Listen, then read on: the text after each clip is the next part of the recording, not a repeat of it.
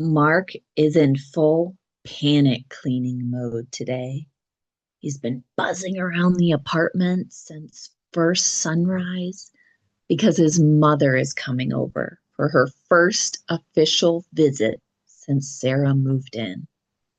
For Mark, everything has to be impeccable. He's not just dusting, he's practically polishing every single surface with a microfiber cloth to ensure there isn't a speck of dust in sight. He's a total perfectionist, and he wants his mom to see that he's still maintaining his high standards, even with his girlfriend now living in the space. Sarah, please tell me you've seen the schedule, Mark says, pointing to the paper on the shelf.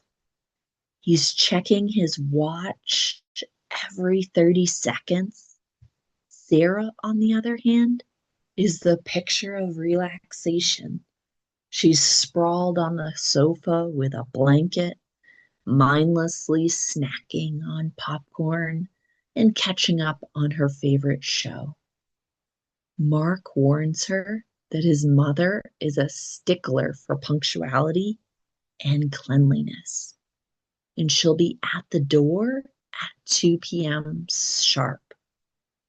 Sarah just rolls her eyes, thinking Mark is being a bit dramatic. Suddenly, the reality of the situation sinks in for Sarah. She looks down and realizes her sneakers and a stray sweater are cluttering up the entryway. With only minutes to spare, she goes into emergency mode. Instead of actually putting things away where they belong, she grabs a cardboard box and starts frantically shoving everything inside.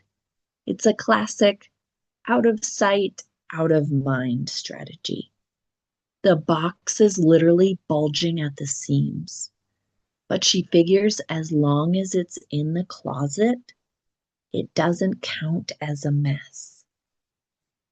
The clock strikes 2, and right on cue, there's a firm knock at the door. Mark practically jumps out of his skin. He straightens his posture, adjusts his collar, and takes a deep, stabilizing breath. Sarah stands beside him, trying to calm herself and look presentable. There's a palpable sense of tension in the air as they prepare to open the door. It's showtime. The door swings open to reveal Mrs. Miller. She's the definition of formidable, standing tall in a crisp tan trench coat with her signature pearls. She doesn't lead with a hug. Instead, she peers over her glasses, performing a silent 360-degree inspection of the hallway. Mark greets her with a dutiful, "Hi, Mom," while Sarah offers a small, slightly terrified wave.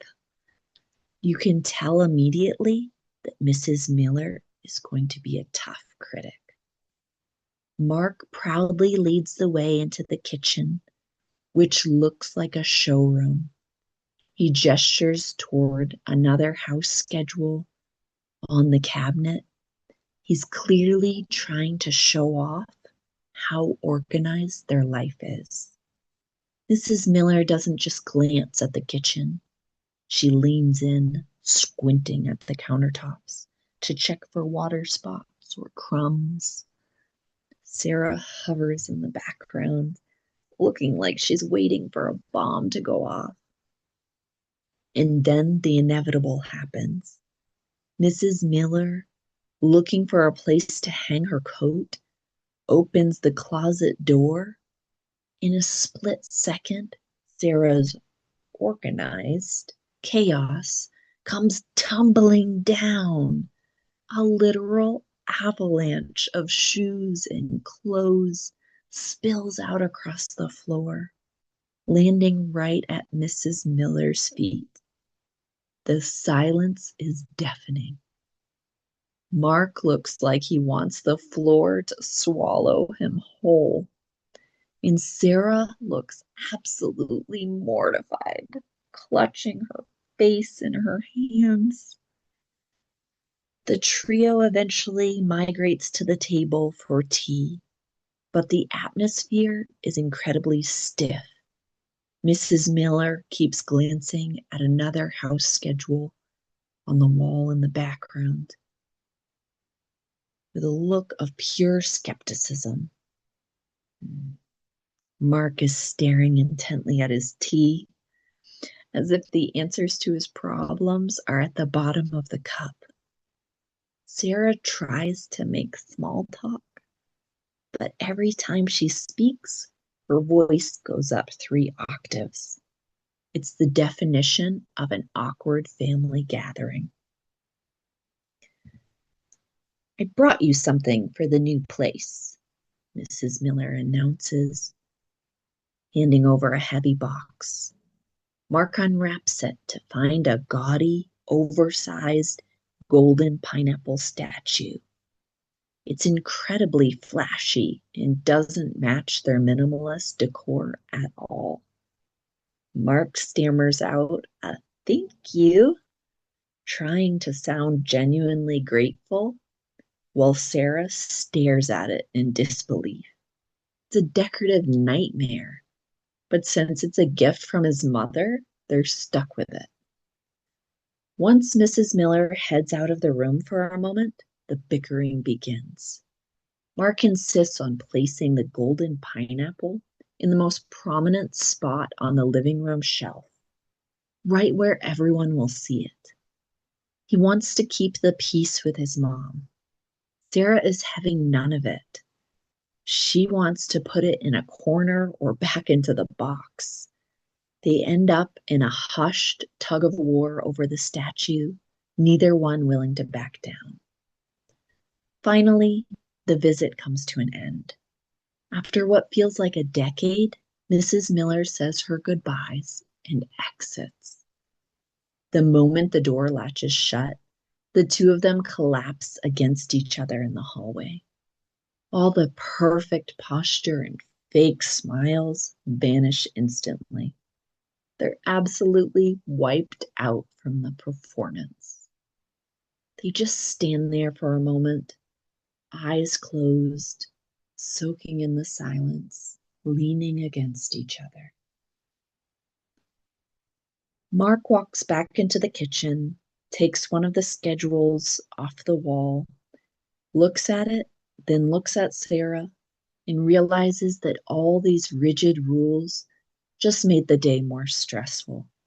Without saying a word, he tosses it into the trash can. He gives Sarah a tired smile.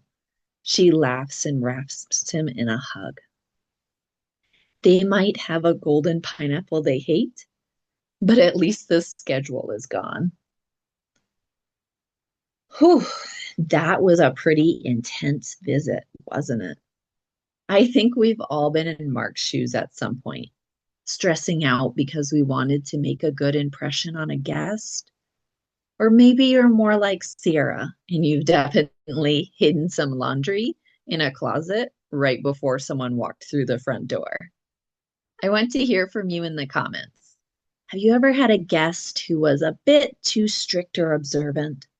And be honest, are you a Mark, the perfectionist, or a Sarah, the chaotic cleaner? Let's chat about it below. I love reading your stories, and I do my best to respond to as many as possible. If this video helped you pick up some new phrasal verbs or natural expressions today, please hit that like button and subscribe to the channel. Thanks for watching The Neighbor Next Door, and I'll see you in episode 4 for the next disaster.